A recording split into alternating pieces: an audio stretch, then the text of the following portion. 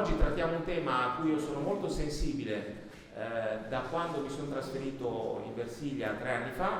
A Rifugio Puliti ho iniziato a incontrare il problema del marmo da un punto di vista differente rispetto a quello che percepivo nel racconto delle persone.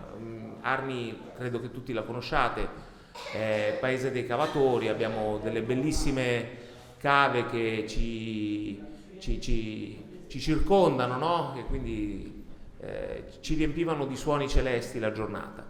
E noi stessi abbiamo avuto dei rapporti con le persone del territorio non sempre amichevoli, pur non avendo mai mostrato gli aspetti più radicali di ambientalismo.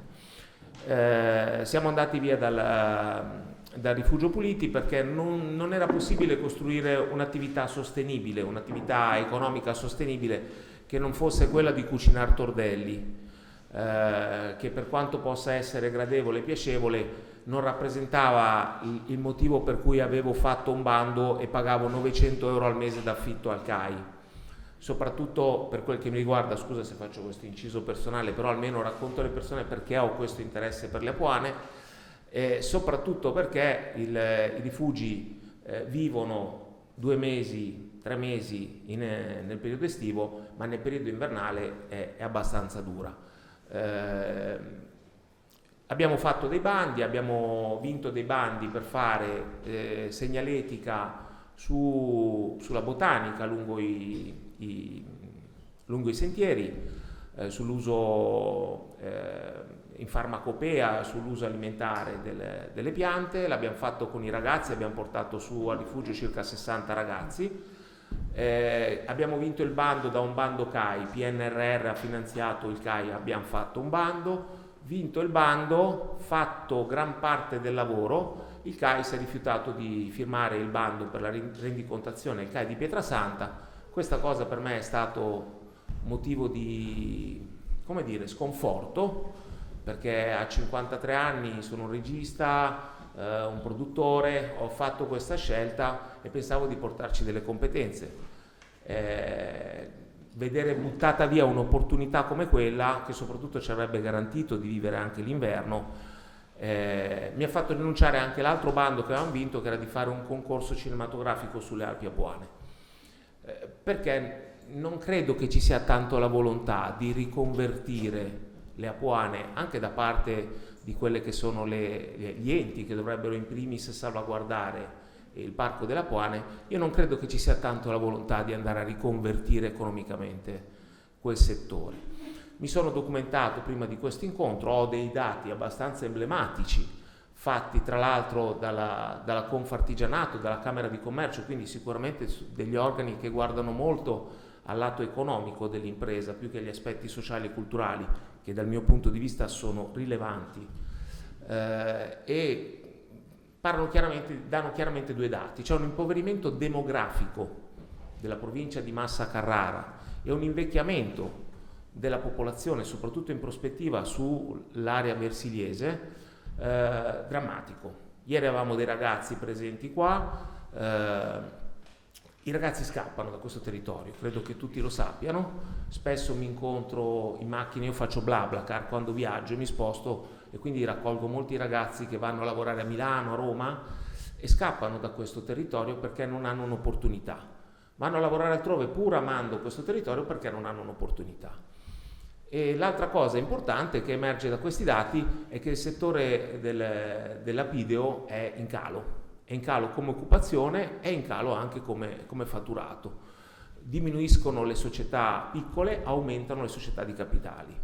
E quindi evidentemente questa crisi non è soltanto un fattore di ambientalismo bieco radicale, come lo possono descrivere, ma è anche non più tanto conveniente l'estrazione al territorio, sta portando a un impoverimento importante. Quindi ho pensato di fare un incontro sulle apuane coinvolgendo quello che dal mio punto di vista era la realtà che faceva l'opposizione vera al mondo dell'estrazione, e ho contattato per questo Apuane Libere.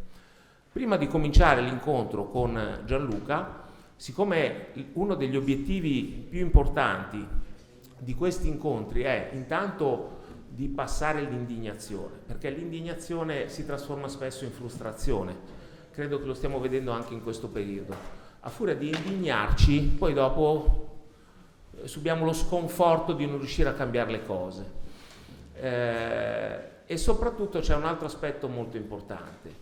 Chi dissente, chi prende una posizione spesso non convenzionale e sfida il centro del potere, il centro del sapere, la convenzione, e ieri abbiamo parlato di periferie e centro appunto, spesso non riesce a dialogare. Non riesce a dialogare un po' perché il centro è sordo e vive e trasforma la sua autorevolezza in autorità laddove gli mancano gli argomenti, perché ormai è evidente appunto che l'estrazione sta entrando in crisi.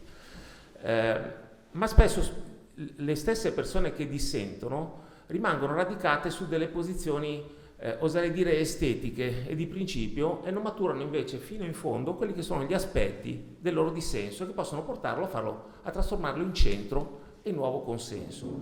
Io credo che l'ambientalismo possa diventare una pratica di vita e possa avere, ho incontrato in questi incontri le persone con cui stiamo portando avanti dei progetti, no? Sulla consapevolezza a vari livelli, ma io credo che l'ambientalismo possa diventare qualcosa di più che una cieca opposizione alle buone. Quindi oggi noi parliamo sì di denuncia, ma io vorrei anche iniziare a fare dei ragionamenti tutti insieme. Quindi vi invito, abbiamo un po' di cose da far vedere, vi invito tanto a sentire le parole che dice Diego Fusaro, che è un amico mio ed è un amico di queste iniziative, perché è molto importante avere costantemente il coraggio di tenere le proprie posizioni e di non cedere agli ammiccamenti o ancor più alle minacce che spesso arrivano dall'autorità, dal consenso e da chi detiene il potere. Nessun autore del canone filosofico europeo più di Baruch Spinoza ha valorizzato il senso del dissenso.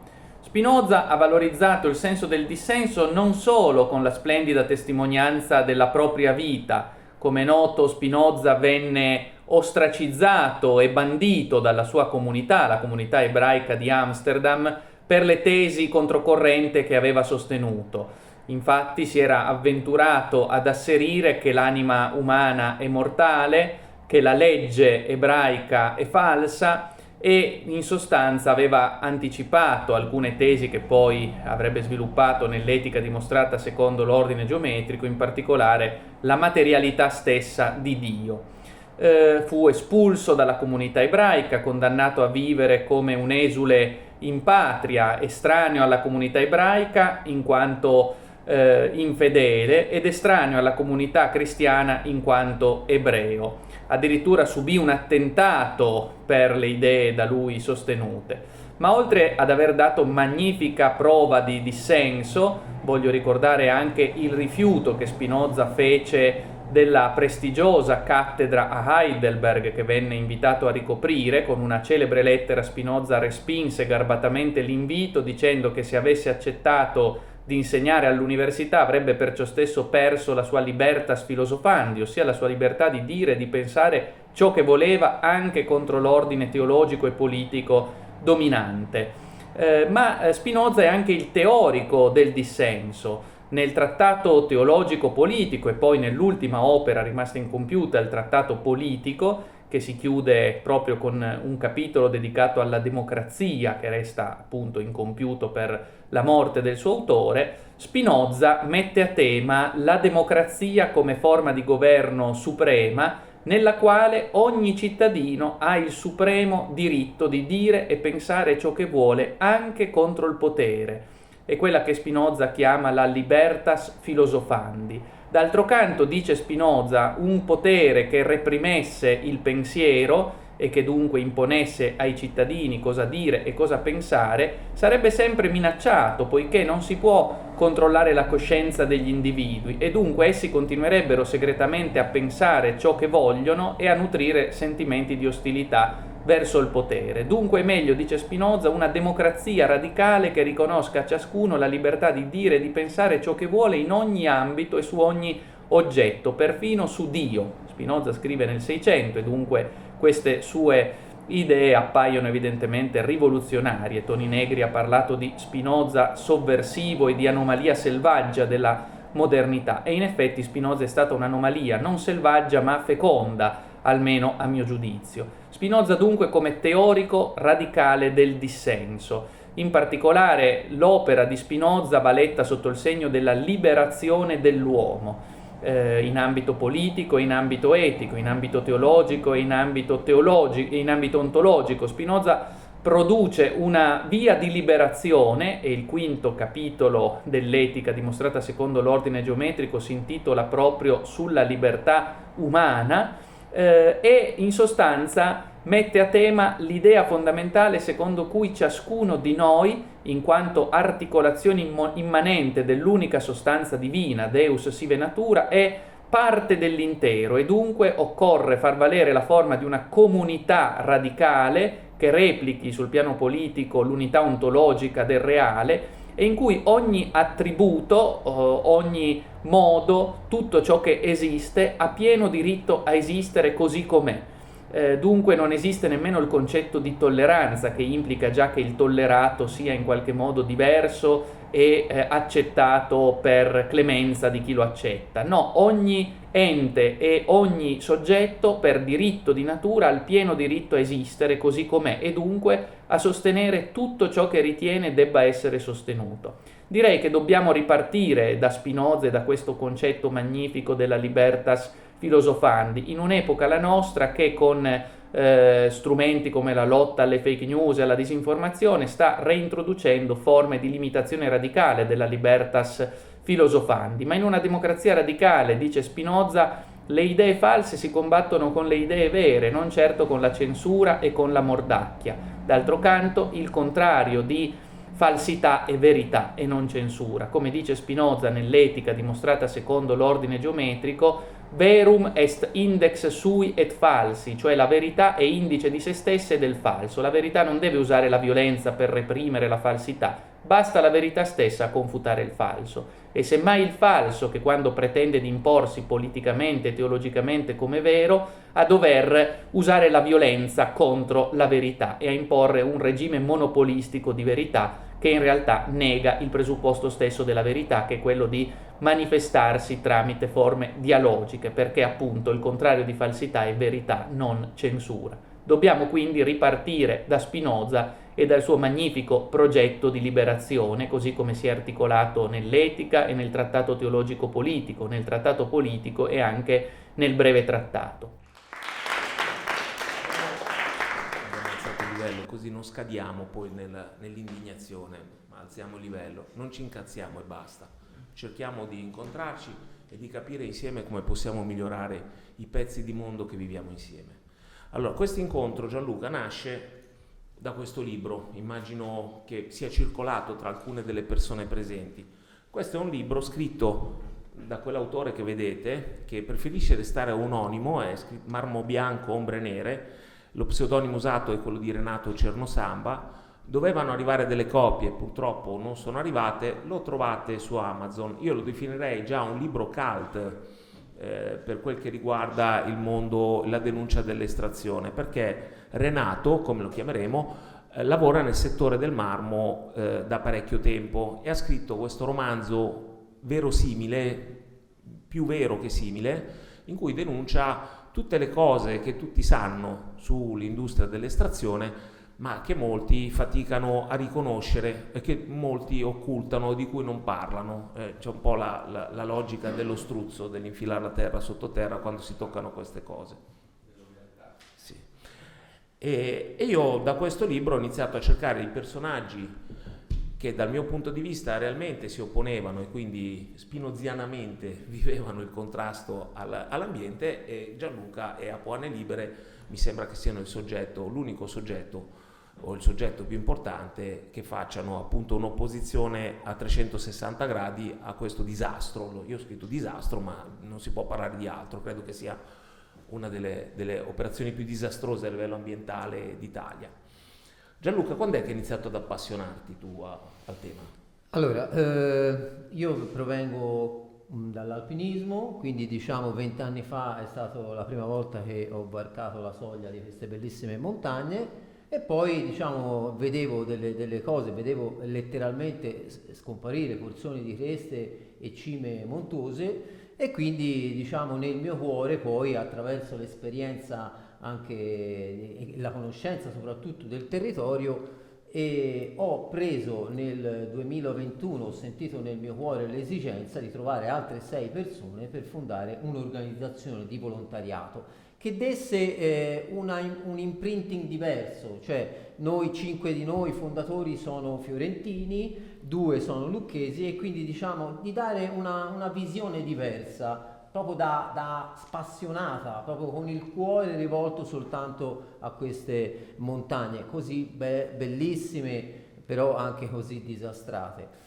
E quindi ecco, poi è nata l'avventura di Acquane Libere che da subito ha, come giustamente è stato detto, fatto fronte a un'emergenza ambientale dissentendo e per questo qua abbiamo l'onore di avere la mia maestra, la nostra maestra Franca Leverotti, che è la tessera numero 1 di Acquane Libere, che per 30 anni ha dissentito prendendo diciamo tutto il bene ma molto spesso anche il male di questo suo attivismo. Ovviamente sempre si sta parlando di volontariato perché ognuno di noi ha il proprio lavoro e poi va in montagna a fare volontariato, soprattutto a fare monitoraggio ambientale e molto spesso, cioè quasi sempre, dopo i nostri monitoraggi ambientali fatti in montagna vediamo, filmiamo e fotografiamo dei reati ambientali, degli abusi e li denunciamo.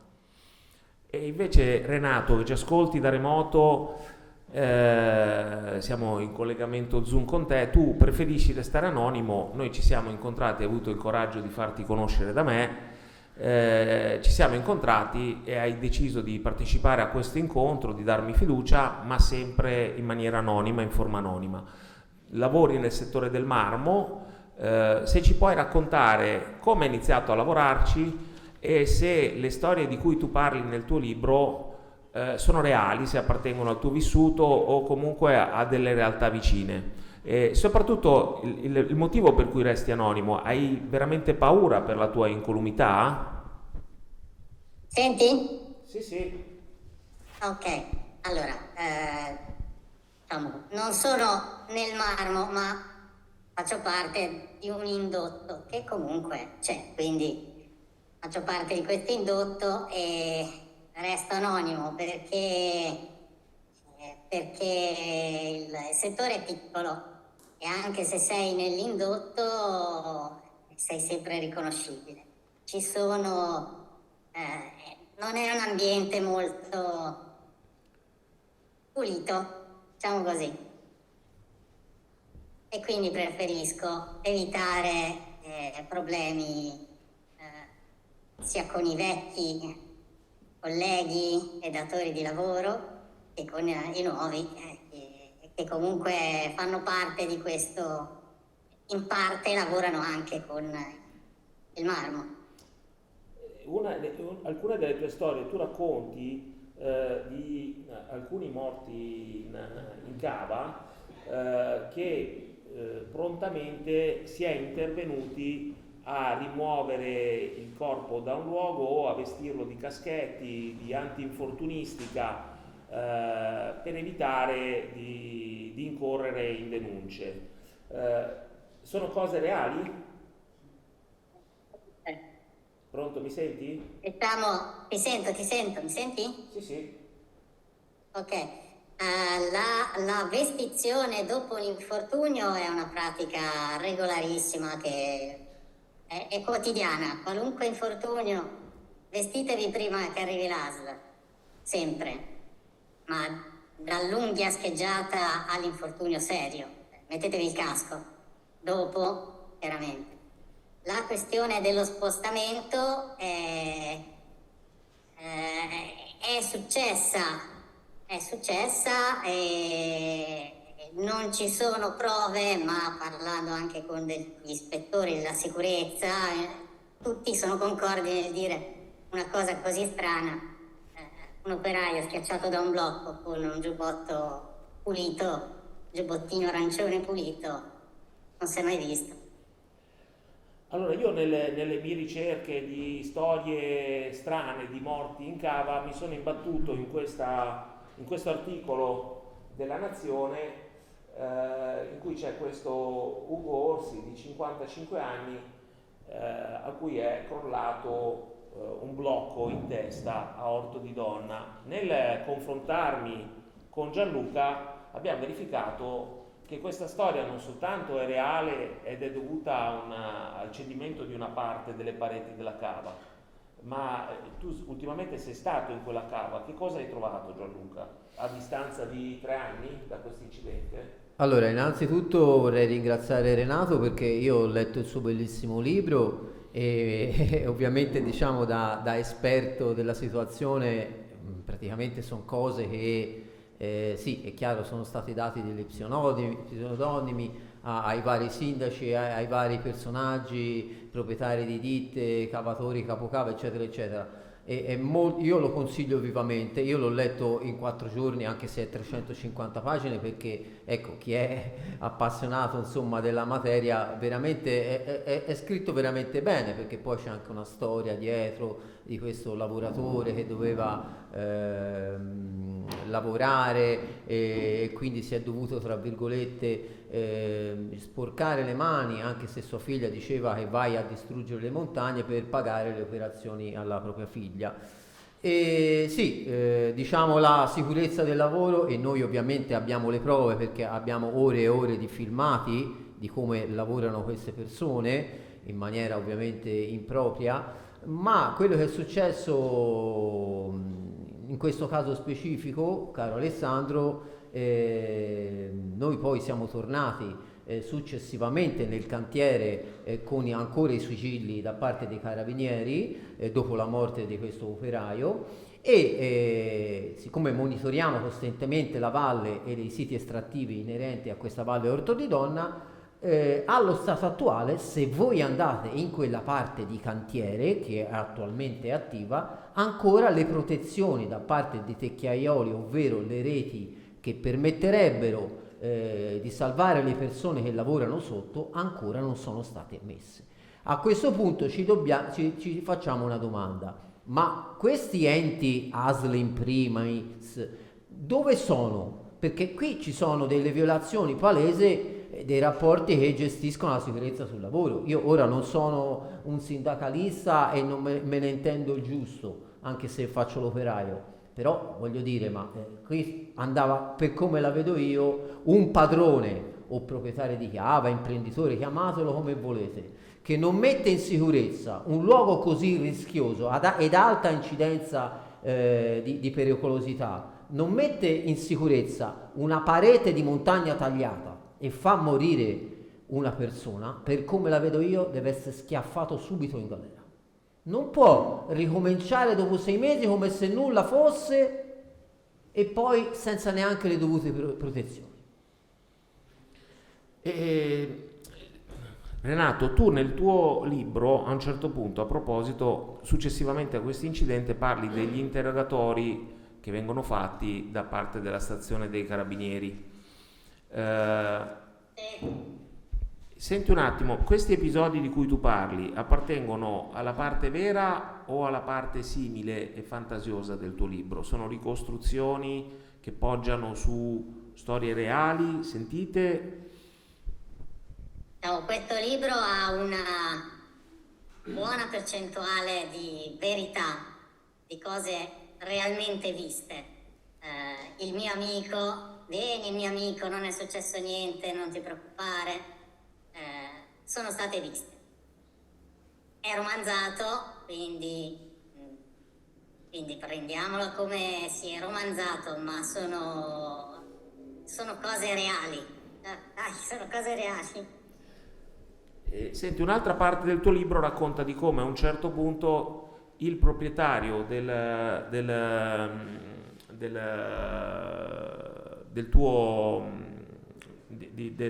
cava entri all'interno della segheria e inizia a smadonnare contro l'operaio perché sta versando polvere all'interno del fiume. Sono episodi che accadono spesso all'interno della lavorazione del marmo, del mondo della lavorazione del marmo? Sì, purtroppo sì, accade perché spesso, ma questo riguarda la parte inquinamento e la parte sicurezza. Non ho tempo da perdere con queste cose, io devo lavorare. Infatti l'operaio risponde: io devo lavorare, non ho mica tempo da perdere. Succede.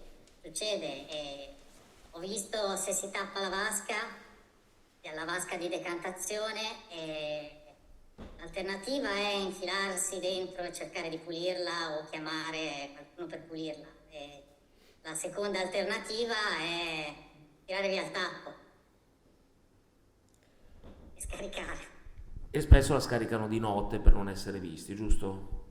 La mattina presto solitamente, se proprio devo essere preciso. E dunque diciamo che a valle abbiamo questo problema, ma in realtà dai video di denuncia che si raccolgono sui social di Apuane Libere, e di cui ho fatto un piccolo montato perché forse non tutti li hanno visti,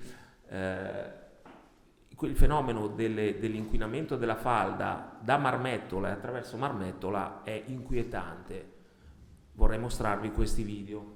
Ci troviamo accanto a uno di quei bestioni che affetta le nostre care montagne, come fossero burro. Venite a vedere, questo è il filo diamantato, quindi ovviamente una volta che si mischia con la polvere di marmo va a rilasciare tutti i metalli pesanti all'interno di questa polvere.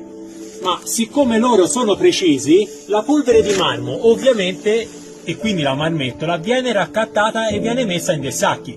Ne avete qua la prova, vero? Quindi questa non dovrebbe starci. Quindi dove va a finire? Nei fossi, nei torrenti, nelle cavità carsiche e dov'altro? Nelle sorgenti in sostanza. Guardate, neanche si stacca, questa veramente va a cementificare. Oggi vi spiegheremo esattamente in che cosa consiste l'inquinamento delle falde acquifere nel lapido apuano. Quindi si parte dalla lubrificazione delle macchine che affettano la montagna, la quale montagna produce ovviamente una polvere che di per sé non sarebbe inquinante, ovviamente cementifica gli alvei dei fiumi e ovviamente le vene che portano l'acqua potabile dal monte alle sorgenti idropotabili in pianura. Però il vero e proprio inquinamento da metalli pesanti, come in questo caso, viene perché comunque queste macchine gigantesche, macchine della morte degli ecosistemi della montagna, sono composte da metalli pesanti come il vidia, che è contenuto nel tungsteno. Buongiorno a tutti e a tutte dall'area parco delle Alpi Apuane. Guardate l'inquinamento che scende a valle nel cerchio di Gramolazzo dalle cave. Perché questo qua? Perché nella loro ignoranza gli amministratori comunali ed i tecnici del comune di Minucciano credono che tutto l'inquinamento da marmettola, oli esausti, grassi, metalli pesanti che proviene da queste cave del bacino Orto di Donna si possa raccogliere tutto in questa vasca di decantazione. Falso! Falso, perché quando piove tutto l'inquinamento va a valle. Vergognosi!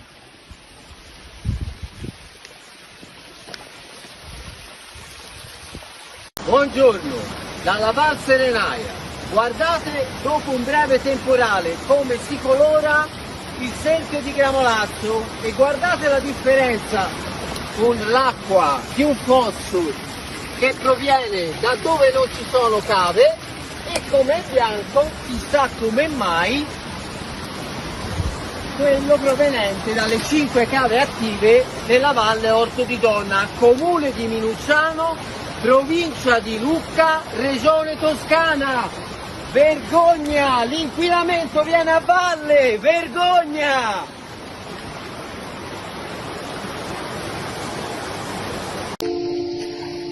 Oggi siamo qua a spiegarvi che cosa succede, come si comporta la marmettola negli alvei dei fossi e dei torrenti apuani. Cementifica completamente, rendendoli biologicamente morti. Non troverete un pesce sulle Alpi Apuane.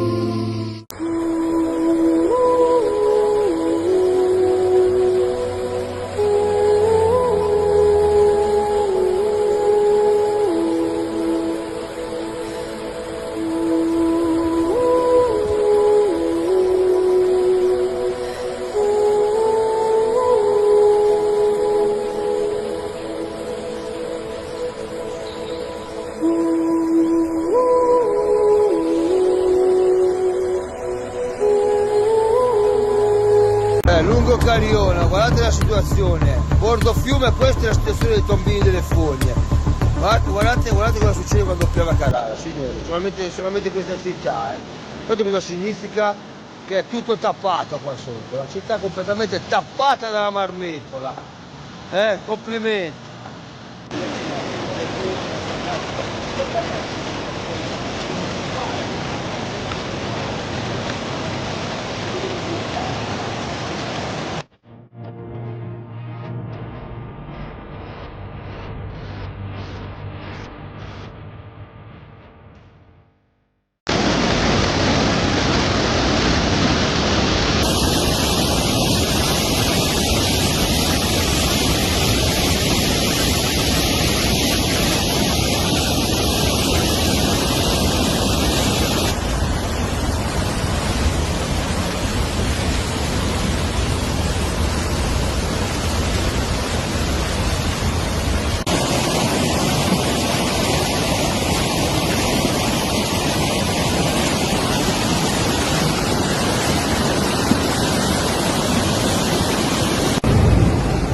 E non solo, pure inquinanti dalle fogne.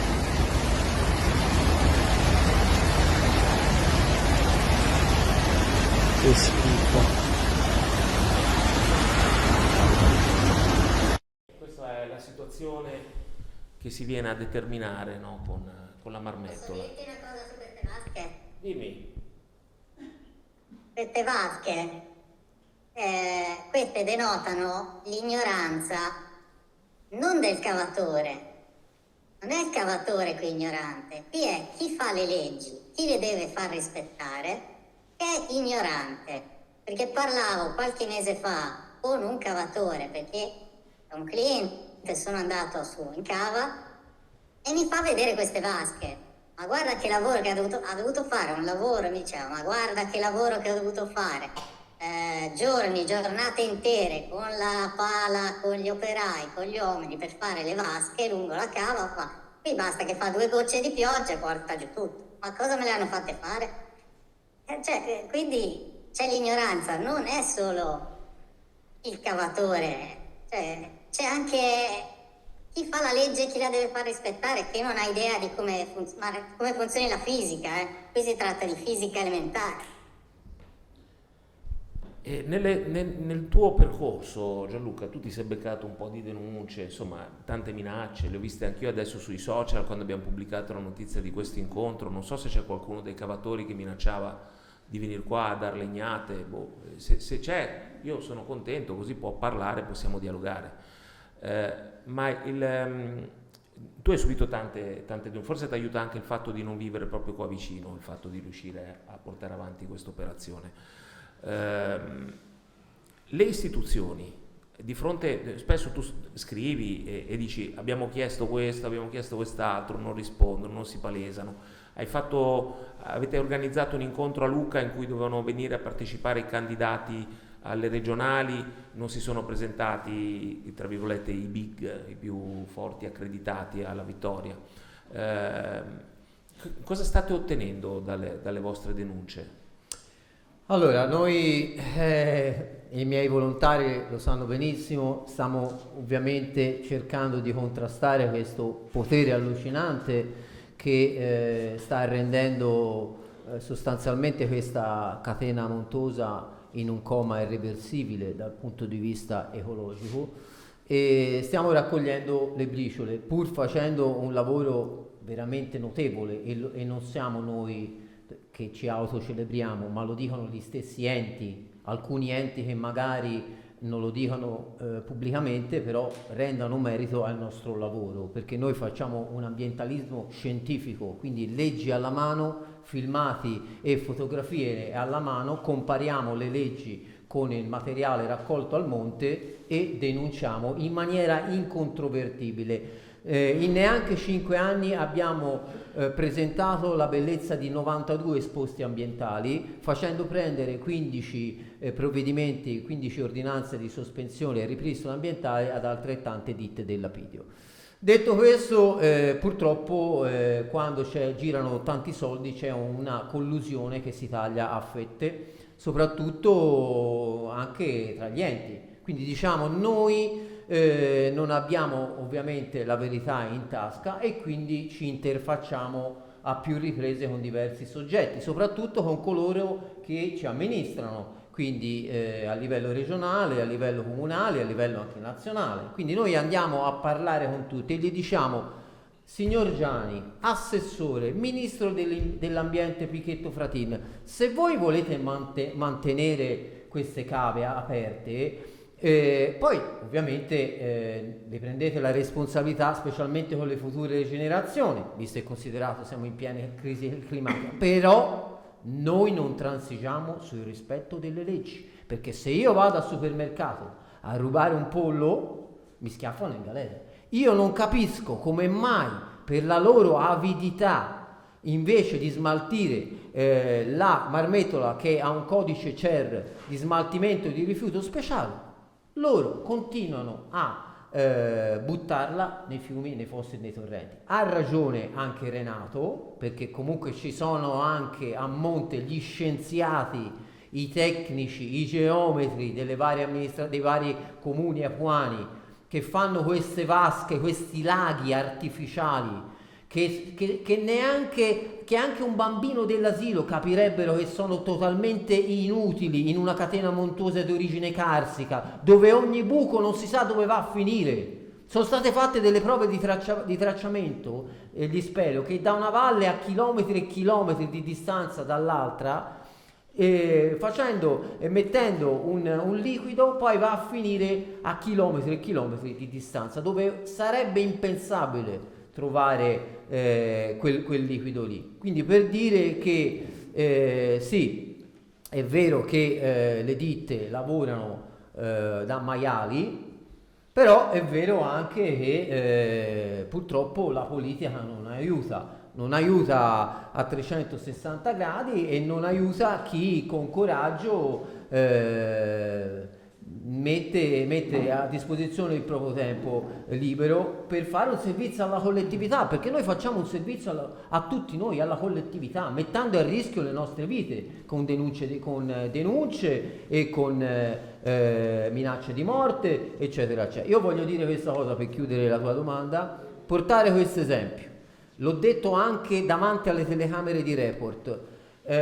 Dopo tutto questo nostro lavoro, che a volte è servito anche agli enti per portare in tribunali con processi che sono attualmente in vigore nei tribunali di Massa e di Lucca, noi 1 anno e mezzo fa abbiamo ricevuto la medaglia dagli enti con la richiesta dell'elenco di tutti i nostri soci. Allora io a questo signore, che è un alto graduato dei carabinieri forestali, gli ho detto: ma io cosa incorro? In che cosa incorrerei nel non dare questo? Noi non è che siamo una società segreta, premetto, tutto è tracciato, tutto è alla luce del sole, ma perché a me mi dovete spiegare? Noi facciamo un servizio anche a voi, alla collettività, e come ricompensa riceviamo un'intimazione di fornire gli elenchi dei nostri soci volontari. Io ovviamente, rischiando sulla mia pelle il penale, mi sono rifiutato.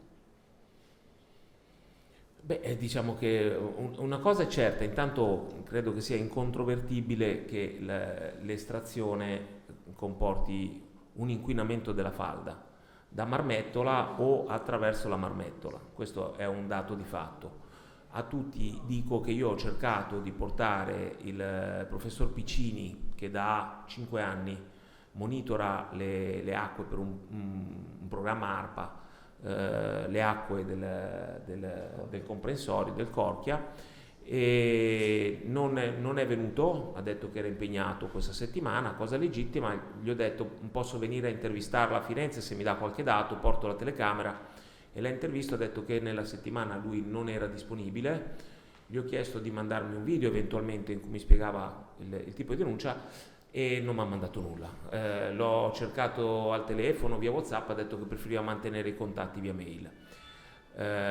Dico questa cosa per far capire come un servizio pubblico in realtà forse tanto pubblico non è, o fa fatica a rendersi pubblico al di fuori di quelli che sono i canali istituzionali che sono stati in deroga.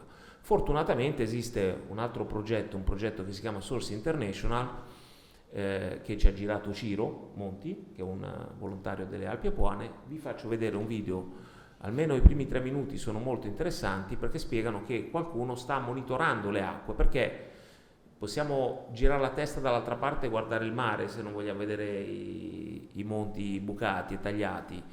Sta di fatto che però quest'acqua nutra le piante che mangiamo e ci scorra anche nei rubinetti.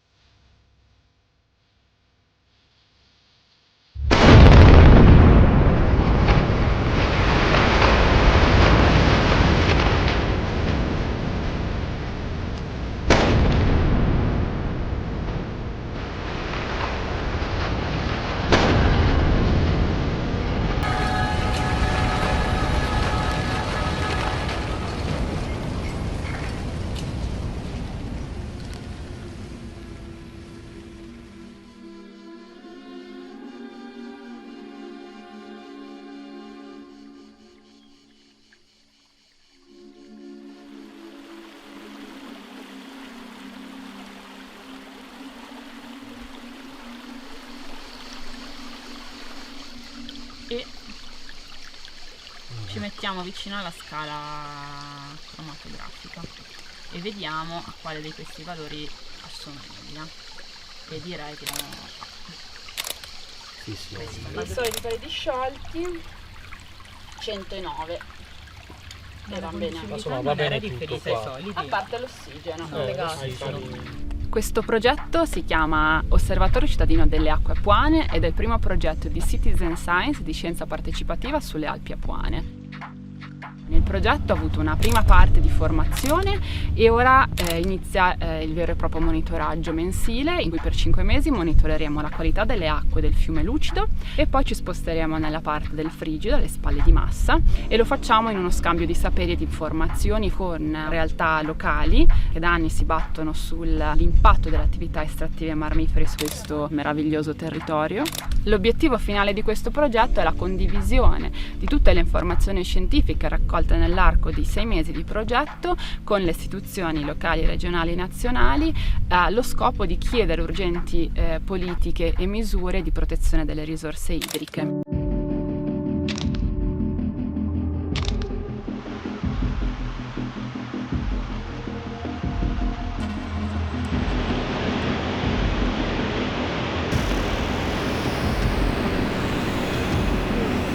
Questo è il sedimento, cioè la marmettola che si accumula ai fianchi del fiume, e dovete pensare che quello che succede all'esterno succede anche all'interno delle rocce, quindi con un danno incalcolabile. 7, 6, 5, 4, 3, 2, togli. Questo è il ferro.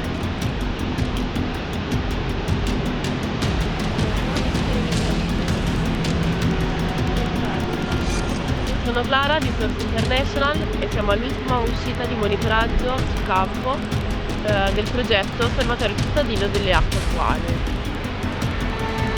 I partecipanti hanno imparato a monitorare la qualità delle acque dei fiumi e hanno acquisito un metodo scientifico per poter valutare gli impatti che determinate attività antropiche possono avere sull'ecosistema. Grazie a loro siamo riusciti a portare efficacemente a termine questo progetto, ottenendo così una serie di dati legati alla qualità delle acque di questi 2 bacini idrografici. Su internet ho trovato certamente una buona impostazione per un lavoro più approfondito, avere dei dati ben precisi di monitoraggio che prima certamente non avevo mai visto, poi la collaborazione che abbiamo avuto con altre associazioni, questo è importante. Un altro degli obiettivi di questo progetto è stato quello di mettere in comunicazione e di fare rete tra i diversi comitati e le diverse associazioni che hanno collaborato, che hanno partecipato attivamente a tutte le nostre attività e alle attività del nostro progetto in maniera attiva e molto sentita. Credo che questo progetto abbia aiutato a unire le realtà della zona per creare qualcosa, per fare qualcosa di produttivo e che aiuti anche il nostro territorio a migliorare insomma la qualità anche della nostra vita.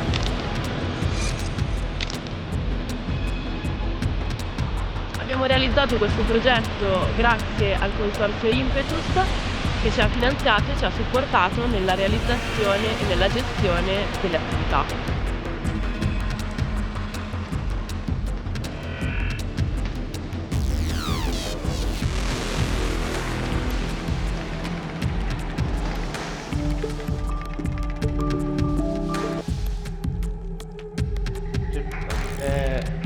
Intanto questo è un progetto che ci porta oltre l'indignazione, no? Perché è un'esperienza cittadina, partecipata, a cui tutti possono evidentemente partecipare e credo sia importante, se la tua realtà si impegna a comunicare, no? a incontrarsi con loro e a comunicare l'effettivo stato di salute del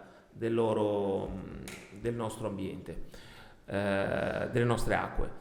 E quindi abbiamo un problema sicuramente di inquinamento, abbiamo un problema di istituzioni che voltano le spalle all'inquinamento, abbiamo un problema di corruzione, abbiamo un problema, l'abbiamo visto con Report, che sicuramente ha i mezzi e le difese per poter affrontare tutto quello che comporta sollevare un problema sulla corruzione, però c'è anche un procuratore che si è espresso adesso c'è la dottoressa Chiarella Lagomarzini con cui ci siamo parlati in queste settimane, che è presente, a cui darei un attimo la parola se potesse raccontarci che cosa è emerso dalle indagini fatte su tutto il circuito ti passo il microfono, le indagini fatte sul tema dell'estrazione.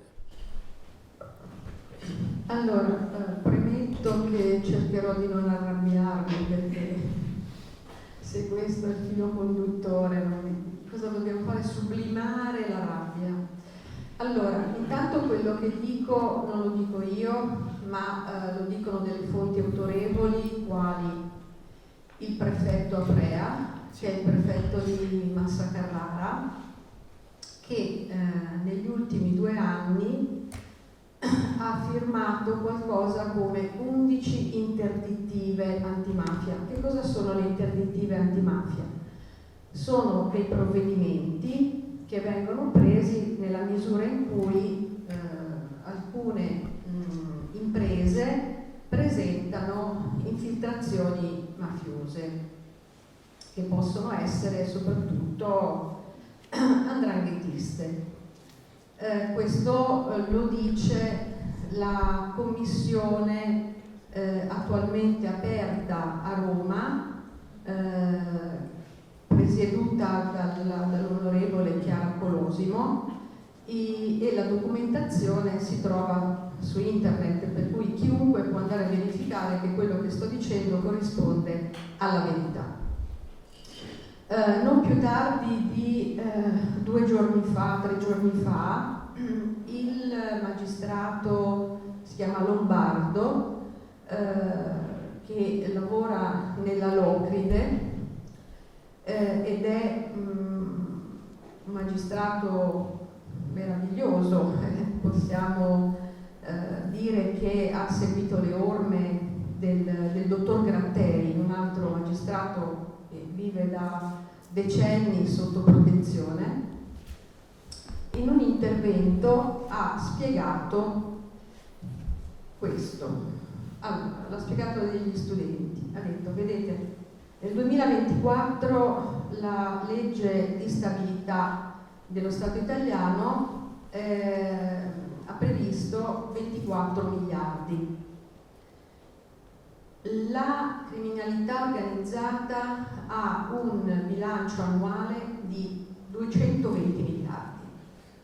Di questi 220 miliardi, i 2/3 sono dell''ndrangheta. Sono decenni che il dottor Lombardo e il dottor Gratteri mettono in guardia sul problema dell''ndrangheta, perché dove arriva l''ndrangheta c'è un grosso problema.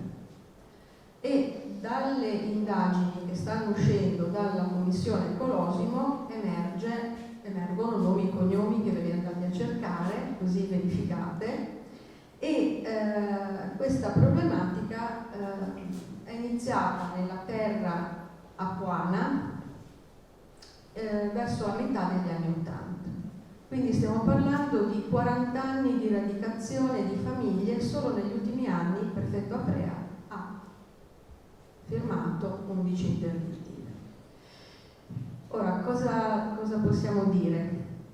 Che una noce nel sacco non fa rumore, ma come dice il dottor Lombardo, se a protestare sono 1000 persone, 10.000 persone, allora a questo punto è possibile anche fare pulizia. Carrara, 55.000 abitanti. Ogni giorno che vado a lavorare c'è sempre meno montagna. Allora la domanda è: la legge sul paesaggio del 2004 ce l'abbiamo per la protezione dei beni paesaggistici. Dov'è a Carrara?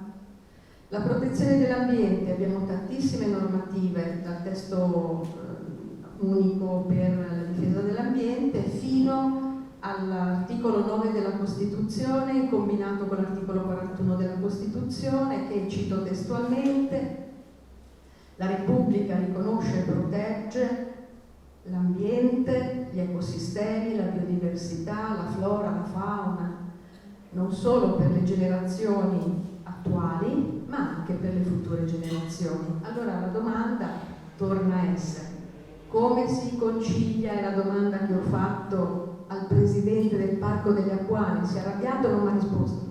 Come si concilia l'articolo 941 della Costituzione con la devastazione delle Alpi apuane? La risposta la do io: non si concilia, ma evidentemente ci sono degli interessi che noi non vediamo perché sono non alla luce del sole, che impediscono di prendere tutti quei provvedimenti che la legge mette a disposizione, ma quei provvedimenti vanno presi. Io ho un ricordo, con Franca Leverotti era il 5 gennaio del 2017 ed eravamo in udienza non dal Papa ma dal sindaco di Carrara. C'era Legambiente, c'erano tutte le associazioni e noi abbiamo chiesto, visto che quell'amministrazione aveva promesso di fare il cambiamento a Carrara, poi non c'è stato, perché chi lo sa. Abbiamo chiesto di tracciare i blocchi, di fare monitoraggio quotidiano all'interno della cava, di misurare costantemente l'estrazione, di verificare continuamente i piani di estrazione con quanto estratto, di verificare che la cava sia pulita, che non ci deve essere un grammo di polvere. Cioè, la domanda che io faccio: ma nel momento in cui arriva l'INAS a controllare una pasticceria piuttosto che una pizzeria e chiudono il negozio perché trovano qualcosa di scaduto che non va bene, perché le cave non si possono chiudere quando viola la legge? Renato, tu nel tuo libro parli di 'ndrangheta, dei calabresi. Ti è capitato di trovare la criminalità organizzata nel tuo lavoro? Come in tutti i settori in cui ci sono queste infiltrazioni, ci sono e non si vedono, le senti e non le vedi. perché sono professionisti. Non siamo di fronte a dei dilettanti. Quindi le hai viste? Se la domanda è li hai visti di persona?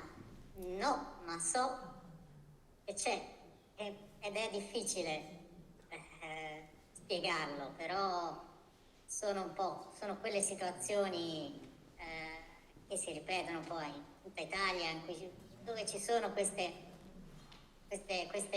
infiltrazioni, lo sai che c'è, vedi che c'è qualcosa di strano e non te lo spieghi. Vai Gianluca, leggi un pezzo del libro. Allora, se Renato me lo permette, vorrei leggere un estratto dal suo bellissimo libro, che se averlo saputo prima veramente si editava noi di Apuane Libere. A un certo punto, perché lui ogni capitolo descrive bene o male una situazione diversa di quello che sta accadendo sulle Alpi Apuane, e mi piace leggere questo estratto. Quindi abbiamo il personaggio principale e quindi un suo collega lo chiama: Giulio, c'è un signore che ti cerca. E questo Giulio lo riceve nell'ufficio e quest'altro signore gli dice: sei tu quello delle telecamere? Il suo accento calabrese è marcato e la sua voce gracchia. E questo Giulio gli fa: mi scusi, quali telecamere? Oh, non fare finta di niente, quello che spegne il coso in comune. E quest'altro gli dice, si spazientisce perché ovviamente sto Giulio sta zitto, non capisce, e continua: questa è la targa che hai sbagliato, ora mi stanno a cercare a me, capito? E questo Giulio alla fine apre bocca e gli dice: lei chi è? E Pippo, mi chiamo Pippo, quello dei camion. I camion sono tutti miei, lo sai, vero? Avevo già sentito la storia dei calabresi che controllavano i trasporti degli scarti di Cava, una delle solite dicerie di paese, pensavo. E invece è vera, come tutte le dicerie di paese che si sentono da queste parti. Allora, io faccio un passo in avanti. È evidente, siamo di fronte, ma del resto anche Report ne parla, siamo di fronte a un settore che produce parecchi soldi e sostanzialmente poi si denuncia sempre lo stesso Gianni, no? Parlava delle Apuane come fabbrica di bellezza, no? Cioè qua è l'1% che finisce nei monumenti e nella bellezza, il 99% è polvere di marmo con cui si fa chimica, si fa dentifricio, no? E c'è stato un documentario, Cari, che parlava anche di questa cosa. È evidente che c'è un grande movimento di riciclaggio di denaro in nero, anche di questo ne parli, Renato, di questo immagino che tu ne hai avuto un'esperienza diretta, la contrattazione e la produzione di denaro nero. Questo è all'ordine del giorno, questa è proprio addirittura spesso si perdono vendite se non vuoi farlo, o non si riesce a comprare se non vuoi farlo. Cioè, è proprio questa è una cosa è una cosa intrinseca nel lavoro, in questo tipo di lavoro. Una parte è necessaria, una parte del fatturato non è fatturato. Ok, allora faccio io il passo che forse non vuol fare nessuno. È evidente che se si produce così tanto denaro non tracciato, si vanno a costruire delle ricchezze, si vanno a costruire dei portafogli, anche per altre operazioni, che non sono necessariamente quelle che prevedono la partecipazione della criminalità organizzata, che in questo forse è soltanto una parte sostanziale, un vettore, no? di questi soldi per riciclarli. Ma possiamo anche immaginare, visto gli ultimi investitori nelle cave, che ci siano interessi ben più grandi a questa enorme mole di denaro e che questo sia il tappo, no? alle denunce, a questo scempio così evidente e così lecito. Secondo te come la si può combattere questa cosa? Perché è veramente un mostro gigantesco, no? Da affrontare.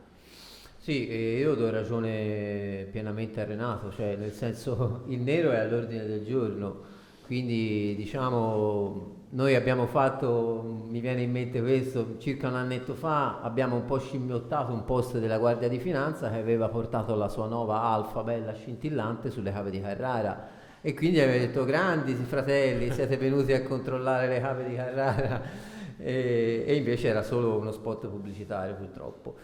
E sì, anche qui Renato ne parla a più riprese della corruzione che c'è sulle Alpi Apuane, anche negli amministratori stessi. Addirittura cita un presunto caso che a noi poi ci risulta verificato pienamente, tra un sindaco di un comune apuano che diciamo su sollecitazione di un imprenditore fa letteralmente spostare addirittura i confini dell'area protetta, perché comunque lì evidentemente c'era il marmo più pregiato, e chi si occupa, come gli storici ambientalisti apuani da decenni, di difendere le Alpi Apuane, lo sa benissimo che queste non sono storie romanzate, ma è vita vissuta.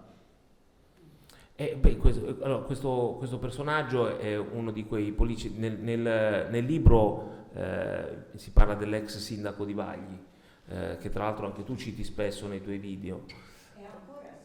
È rimasto sindaco, è stato rieletto, mi ero perso questo pezzo.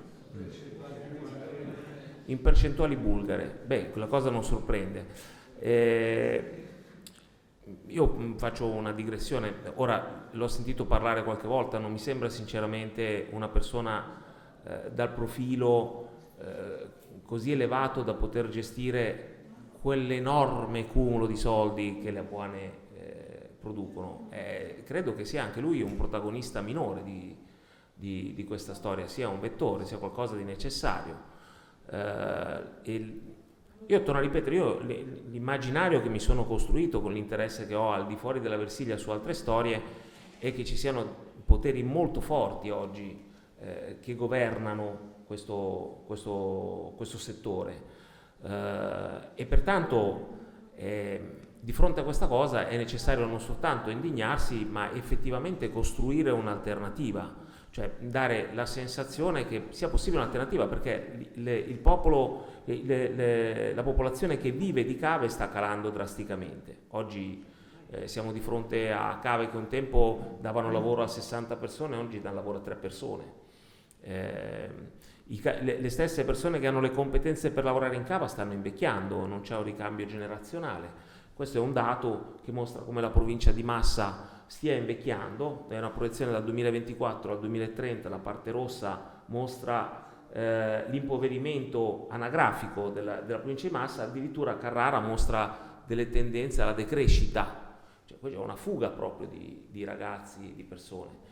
Le istituzioni non hanno nessuna intenzione, sono occupate per non costruire alternative, e quindi la comunità deve poter fare qualcosa. Io per esempio, se penso ad Apuane Libere, la vedo come un driver per un certo tipo di guida ambientalista sulle cave.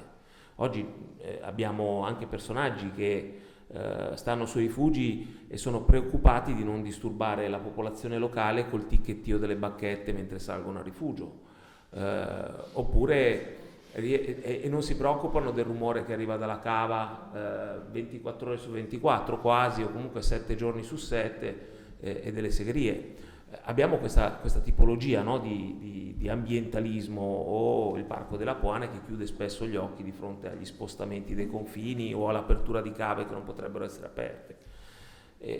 Come te lo immagini tu un'alternativa? Cioè, che tipo di progetto possiamo presentare diverso? Allora, innanzitutto Alessandro, io non solo ti ringrazio per questa bellissima serata, ti ringrazio anche per averci fatto conoscere questo bellissimo libro, ma soprattutto io ti ringrazio perché hai testimoniato personalmente di come le cave stanno ammazzando l'economia sostenibile che ci sono sulle Alpi Apuane. Tu sei un esempio vivente di questa cosa qua, perché da imprenditore hai visto come poi il sistema, il comparto ti ha gambizzato. Io come le chiamo queste persone che diciamo gestiscono alcune economie sane e si voltano dall'altra parte? Ipocriti le chiamo, perché è chiaro, noi si dissente rispetto a questo modello economico, ma si propone anche delle alternative. Non è che siamo portati dalla piena, e non si dirà mai dalla nostra bocca che gli operai vanno mandati a casa a fronte di un reintegro in un altro settore sostenibile dall'ambiente. È chiaro che se tu mi vieni a dire che poi ci dobbiamo mettere i soldi noi, no, allora vuoi troppo. Le idee io te le posso dare a bizzeffe, e la cosa bellissima è che ci sono sulle Alpi Apuane tanti giovani, anche di famiglie che avevano, come abbiamo detto in precedenza, in famiglia il babbo, il nonno cavatore, lo zio, eccetera, eccetera, che stanno portando avanti chi fa l'agricoltore, chi ha il piccolo bed and breakfast, chi fa la guida ambientale, chi fa il pastore, chi fa l'allevatore. Quindi dimostrano che un altro mondo è possibile, un altro mondo sulle Alpi Apuane è possibile. A casa mia si dice volere è potere, e c'era la possibilità da parte del governo regionale, grazie ai fondi del PNRR, di iniziare gradualmente questa riconversione economica. È che non si vuole, caro Alessandro, perché è più facile riaprire una cava che fare un bel progetto sostenibile dall'ambiente, perché oggigiorno ci si sciacqua troppo spesso la bocca con la parola green. Ma poi anche se vedi nei sacchetti della Caracol, che è una delle prime assassine delle valli apuane, perché fa polvere e non cava, come viene detto, recuperando dall'estrazione dei blocchi. No, perché noi abbiamo i filmati che si cava per fare detrito, non si recupera tutto, e quindi è inutile che mi scrivi sui sacchetti della colla Green Company. Qui di green non c'è proprio niente. Allora c'è Gianluigi Corinto. Sì, dimmi. Volevo portare un po' di pessimismo. Grazie, ne abbiamo bisogno. Perché non si trova niente di alternativo? Perché non si fa? Perché nel marmo si guadagna bene, perché girano tanti soldi. E quando mi chiedono ma perché hai lavorato 20 anni, per 20 anni in questo settore prima di andartene? Perché guadagnavo bene, ma molto di più rispetto a qualunque altro settore. Molto di più. Quindi va bene, il turista l'alpinista è visto come un povero sfigato.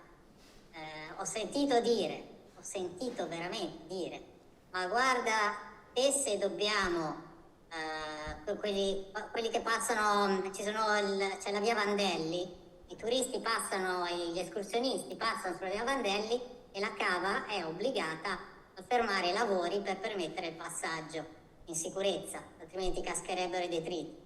Ma guarda te se dobbiamo fermarci per questi scemi che vengono a fare la passeggiata in montagna. Quindi questo è il turista, così è visto il turismo, l'alpinismo, così è vista, perché ci sono tanti soldi, tanti. Renato, allora guarda, io mi sembra di conoscerti da una vita, infatti un giorno veramente, o come ti chiami non importa, ti vorrei conoscere e abbracciare, perché per me mi sembri mio fratello, ecco. E ti voglio raccontare anche questo, perché a me, per fortuna, a noi ci raccontano tutto, perché hanno capito che siamo rimasti soltanto noi a lottare fattivamente sulle Alpi Apuane, a difendere questa catena montuosa. L'altro giorno mi hanno raccontato una cosa allucinante, e praticamente dei turisti, degli escursionisti, mi sembra uno portoghese e uno francese, ora non ricordo bene la nazionalità, stavano percorrendo la via Vandelli all'altezza di Vagli, e si sono messi a fare ingenuamente dei video e delle fotografie. Sono scesi dalle ruspe questi soggetti e gli hanno intimato a forza di cancellare queste fotografie e questi video. A questi livelli siamo arrivati. Per quanto riguarda i soldi, Renato ha perfettamente ragione. Cioè, questa riconversione non sarà facilissima, perché comunque noi stiamo parlando tra bianco e nero di 4.000 euro al mese. Quindi anche le persone, io in questi anni che mi occupo di tutelare l'ambiente apuano, mi sono fatto diverse idee. Mi sono fatto l'idea del lavoratore che, se gli dai un'alternativa da contratto nazionale di lavoro normale 1.500-2.000 euro cambierebbe volentieri lo stile di vita e il lavoro, perché comunque insomma voglio dire, io abito in campagna, a me lucrare sul mio territorio mi farebbe schifo. È come se io inizio a vendere il Ponte Vecchio o parti del Duomo di Firenze, per dire, no? Quindi diciamo è una cosa che non sta nel cielo né in terra. Altre persone, vuoi perché culturalmente lavorava in mio nonno, lavorava in mio babbo, è una tradizione di famiglia, ma soprattutto economicamente, che poi, come ha scritto giustamente Renato, gli si presta il macchinone, si invitano gli escort, si beve lo champagne, le ostriche, cioè è un mondo dove girano paccate di soldi. Allora, io faccio una riflessione, leggo un pezzo di un report scritto da Gianluigi Corinto sulle reti sociali e lo sviluppo turistico locale, un'applicazione di network analysis nei comuni della Versilia in Toscana, e dice: l'area geografica toscana denominata Versilia mostra un'evidente disparità di sviluppo turistico tra la costa e le sue aree interne. La differenza di capacità di cogliere le opportunità offerte dal turismo è interpretata con la situazione di differenti reti sociali sottostanti all'organizzazione degli scambi economici. La rete delle relazioni tra attori del turismo è densa nella parte costiera e rarefatta in quella interna. Il network sociale sotteso all'industria turistica balneare ha acquisito consapevolezza di sé, si autoalimenta e sta maturando una visione strategica per l'intero territorio. In caso di crescita della domanda per esperienze meno balneari e più aperte a esperienze ambientali e culturali, gli attori socio-economici delle zone interne dovranno entrare consapevolmente e attivamente nella rete di relazioni che gli attori costieri hanno costruito già da tempo. Nel mio anno e mezzo di vita al Rifugio Puliti ci abbiamo provato, ok? Ma io faccio questo discorso sulla paccata di soldi che si guadagna nel settore del marmo. È un discorso relativo anche al turismo sulle coste della Versilia, cioè noi abbiamo un ministro, la signora Santanchè, che ha un processo in atto perché non pagava i contributi ai dipendenti, e lo sappiamo tutti che i ragazzi fanno 4 mesi, i bagnini fanno 4 mesi di lavoro al mare sottopagati, sappiamo tutti che ci sono persone che lavorano 4 mesi d'estate, entrano in Anaspi d'inverno perché riescono a vivere così grazie al fatto che magari hanno una casa di famiglia, un patrimonio, non hanno le spese di acquistare una casa. È un territorio che si sta abituando a vivere in questo modo. Io credo che ci sia proprio una logica e ci siano anche degli investimenti da parte del settore dell'estrazione di famiglia, del settore dell'estrazione verso il lido, perché c'è una società alta e una società bassa in Versilia, che è un po' il tema a cui ci stiamo abituando a livello nazionale e internazionale. Il fatto che ci sia una società alta e una società bassa, che ci sia chi fa da cavia agli interessi di poche famiglie, di una lobby, di un'elite e vi dicendo. Mi sembra che la Versilia sotto questi aspetti sia paradigmatica di quello che accade nel mondo, di quello che sta accadendo al mondo. Se qualcuno non ci si ritrova, me lo dica, ma vedo poche competenze alternative ai settori strategici nel fare soldi di quest'area. Vedo la crescita di poche competenze, poca attenzione anche all'artigianato, vedo tantissime cattedrali nel deserto. C'è un edificio, la Colonia Ginori, ne parlavamo ieri, che è stata vuota per non so quanti anni e adesso ci fanno un grande albergo, come se ne sentisse la necessità. Io non so se qualcuno di voi, noi ci siamo conosciuti e state sviluppando un progetto di vita differente, no? Su questo territorio, e questi incontri hanno anche il senso di incontrarsi e di capire se c'è qualcuno che sta facendo qualcosa di diverso, perché io torno a ripetere, secondo me Apuane Libere deve costruire una forma di guide ambientali proprio votate a mostrare la bellezza di fronte allo scempio, perché le Apuane restano belle, hanno 26 specie botaniche endemiche del territorio che hanno delle qualità importanti. Cioè io credo che sia necessario specializzarsi nel bello che c'è ancora e denunciare il brutto e cercare di portare questo problema fuori, di far sì che le persone non vivano sotto un ombrellone o un'esperienza balneare di 2 settimane, ma che iniziano a capire che c'è qualcosa di più. Non so se qualcuno di voi ha esperienza o qualcosa di diverso da raccontare, però ieri avevamo 3 ragazzi qua che stanno provando a costruire un progetto di produzione artistica, e infatti ci siamo ripromessi, io e Bruno, che era presente qua come relatore, di provare ad aiutarli senza mettergli le mani in testa, ma insomma di portare la nostra esperienza per far sì che possano sviluppare questa cosa. Voi cosa ne pensate? C'è qualcuno che vuol dire qualcosa in proposito?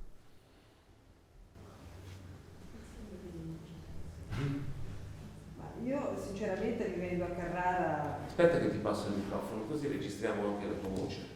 Sì. Opla. Grazie. Prego, grazie a te. Essendo nata e cresciuta a Carrara, sinceramente sono un po' come il signor Renato, poco ottimista. Questo non vuol dire che anche una persona sola che dissente con il cuore e con la testa non possa fare qualcosa a Carrara. Però mi viene da dire, conoscendo anche la Chiarella, che è una lotta contro l'Uni a Veneto. Allora, il discorso della mafia e dell''ndrangheta è proprio radicato nella mentalità del carrarino, anche chi purtroppo non ha a che fare con l'indotto del lapidio, perché i signori, brave persone che vivono a Carrara, cioè questi grandi imprenditori del marmo, al di là che assumono persone in cava, si circondano di persone fedeli come i mafiosi. Persone che sono disposte a tutto, perché poi quando c'è la 13ª gli danno al nero 10.000 euro. Quindi una famiglia che ha 3 figli e viene dai paesi a monte, è chiaro che viene soggiogata e sedotta da questa cosa. E quindi diciamo che la progettualità a Carrara è una cosa che diventa faticosa, molto faticosa, perché poi quando si ha a che fare con cose profonde, radicate da anni e anni, diciamo che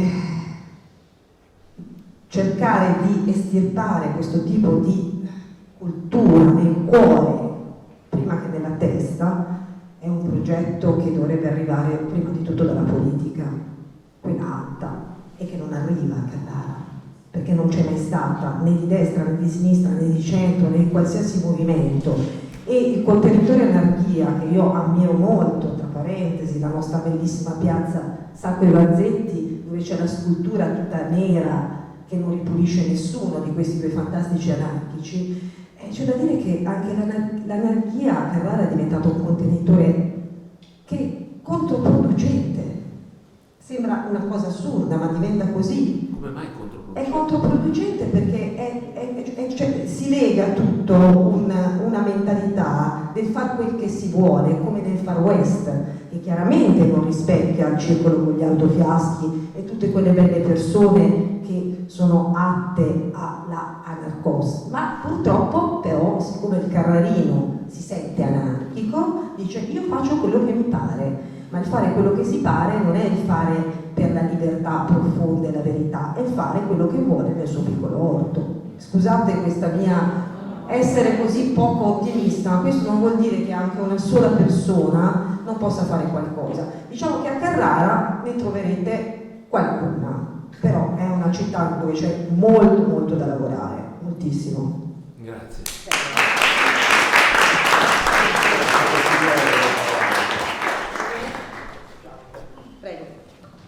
Buonasera, sono Patrizio e volevo riprendere il discorso dell'alternativa che diceva Alessandro. Io sono molto dubbioso di riuscire a creare un'alternativa, ma non tanto perché non ci sono le persone che hanno voglia di creare un'alternativa. Il problema di creare un'alternativa è ostacolato in tutti i modi dalla burocrazia, dalle amministrazioni.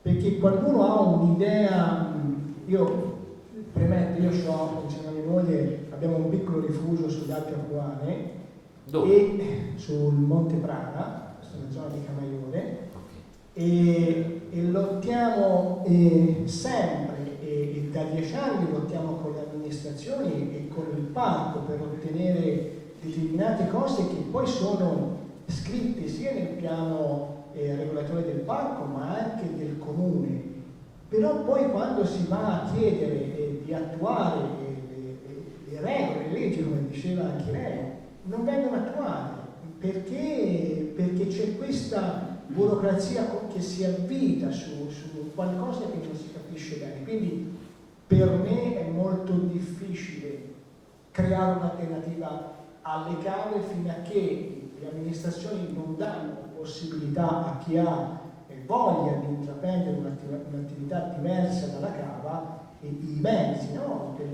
Questa è la mia idea da persona che proviamo a insistere, perché noi siamo ostinati, e lei mi dice sempre che sei proprio ostinato, come diceva di Andrea, proprio contrario, vai avanti e lotti, perché io sono una persona che voglio arrivare a sentirmi dire non lo puoi fare perché non mi va che tu lo fai, e questo è molto difficile perché si continua a lottare contro i titani e poi si arriva al fondo che si invecchia, si perde magari la forza ma la volontà c'è, e però si manca la forza poi per lottare.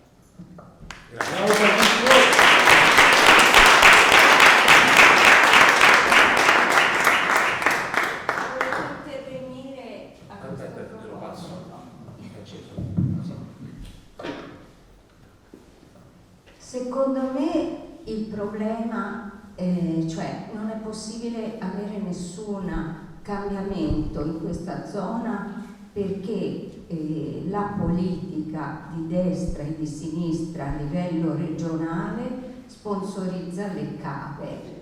Voi pensate solo al piano paesaggistico. Era stato adottato con l'ipotesi di chiudere quella trentina di cave, 30, non 300, che scavavano in violazione del codice dell'ambiente e del paesaggio. C'erano già dei fondi per recuperare questo centinaio di operai e dargli un lavoro alternativo all'interno del parco. La politica di destra e di sinistra si è unita, hanno concesso a un geologo e a un'avvocata che ha difeso tutte le cave al tempo del PIT di andare a riscrivere il PIT nelle stanze della regione. Io ho avuto una possibilità di conoscere uno per caso che allora era un portaborse della destra, poi è passato ai 5 Stelle, che mi ha detto che lui scriveva sotto dettatura. Se voi andate a leggere il PIT, il piano paesaggistico approvato, non si prevede più la chiusura di nessuna cava e si riaprono cave chiuse dal 1980.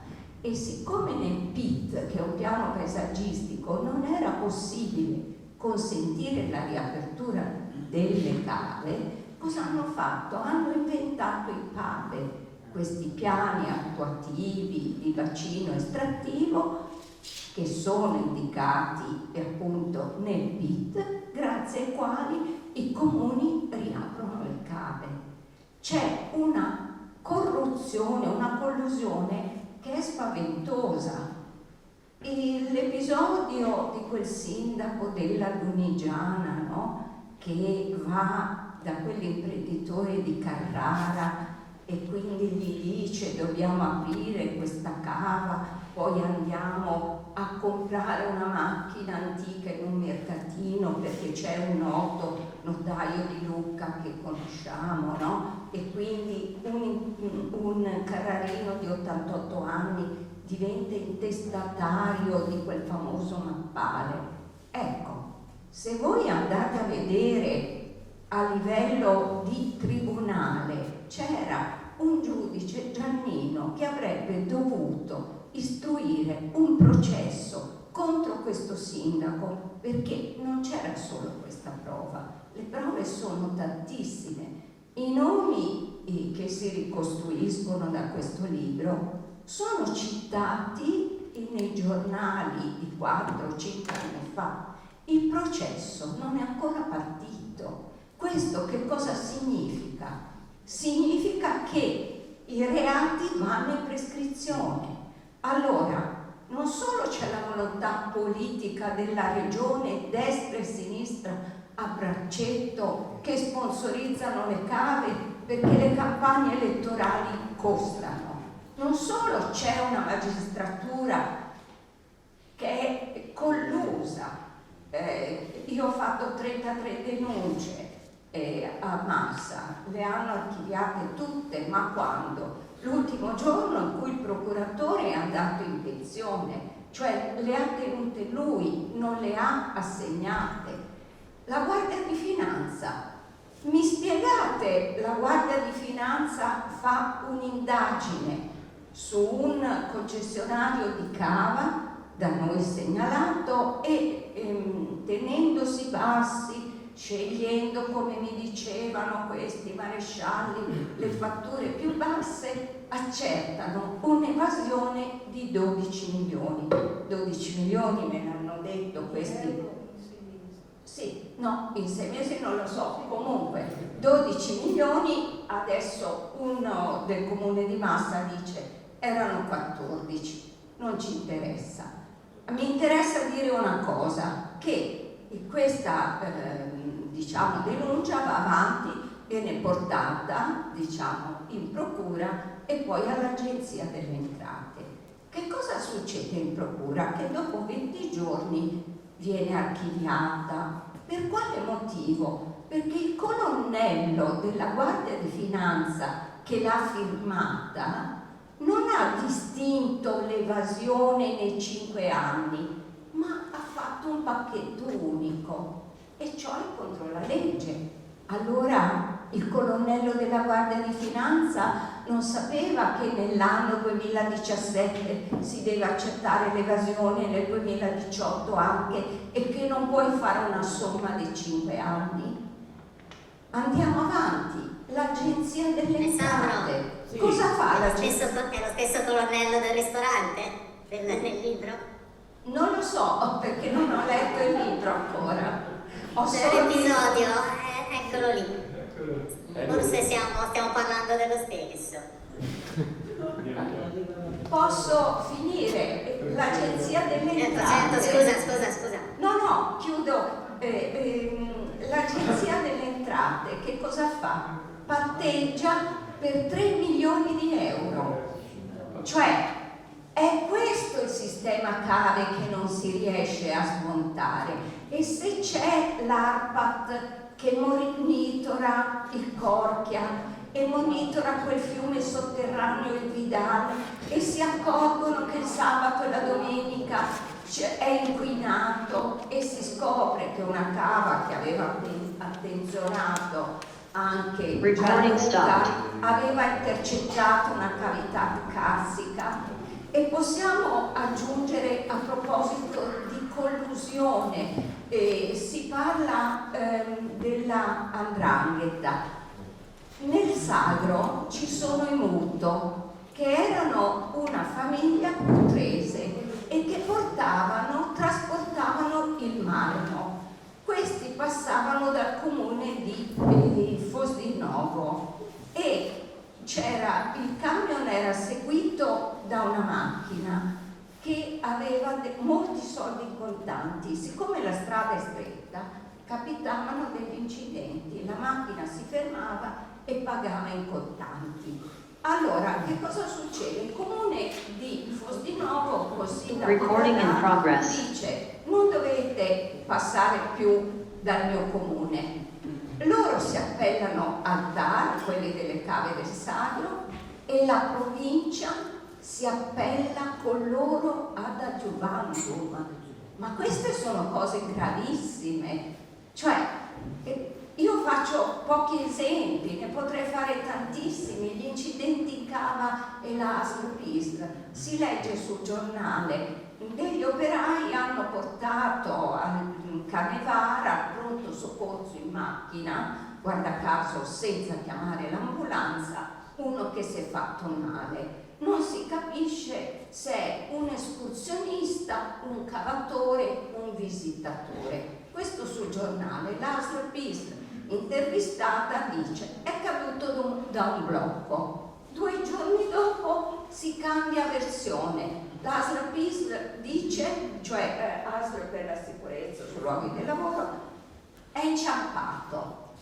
Allora, questo operaio era un operaio al nero, è stato assunto 2 volte dopo l'incidente, a distanza di mezz'ora, con contratti di tipo diverso. Allora vogliamo dircele queste cose? Perché non c'è alternativa? Perché non ci riusciamo? Perché qui è una rete che coinvolge tutte le istituzioni. Capite? Non è solo il comune o chi dà il permesso. Una cava ha scavato 25.000 metri cubi in area parco, in galleria. Vado alla ASL e dico: ma voi che controllate le cave 2 volte all'anno in galleria, voi non vi siete accorti di questi chilometri di gallerie abusive che non rispettavano il piano estrattivo, erano finite in area parco? La risposta è stata: noi controlliamo solo la sicurezza, se loro non rispettano il piano estrattivo a noi non interessa. Io ho scritto una lettera al presidente Rossi dicendo: ma allora aboliamo la ASL, perché queste persone, cioè geologi che hanno fatto le gallerie, non le hanno fatte crollare, sono bravissime. A cosa serve la ASL?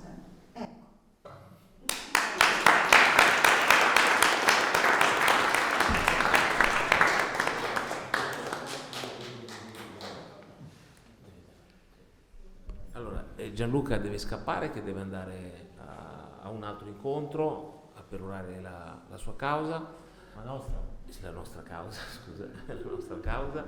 E ti ringrazio di aver partecipato. Grazie. Un applauso grande. Grazie.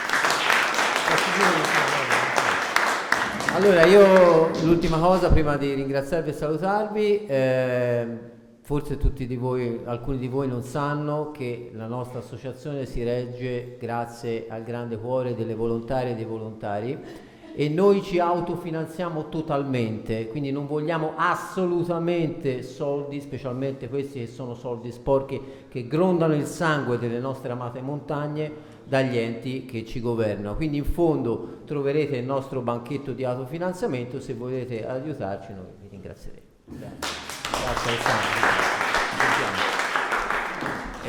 Allora, purtroppo quando è iniziata la conferenza è arrivato un messaggio da Stefano Puzzer che non può venire perché è rimasto bloccato a Caserta, arrivava da Napoli, riprogrammeremo. Renato, per chiudere, quando è che hai iniziato a lavorare in cava e perché? No, in cava no, azienda sì, nel settore. Perché? Perché io vivo di comunicazione. Il coperto si guadagnava bene, perché mi hanno fatto un'offerta. Guadagnavo molto di più di quello che prendevo per fare sempre un lavoro, cioè, per essere l'ultimo arrivato. Quindi ho detto proviamo com'è, proviamo. E poi vedevo che... Nonostante tu sei laureato, giusto? Sì. E quindi si fa strada l'idea che le cave siano uno di quei settori che producono tanto denaro perché vogliono vivere senza alternativa. C'è anche un discorso proprio di contratto collettivo. Il contratto lapideo è molto molto generoso con i dipendenti, trascurando la parte nera, la parte bianca è comunque molto generosa.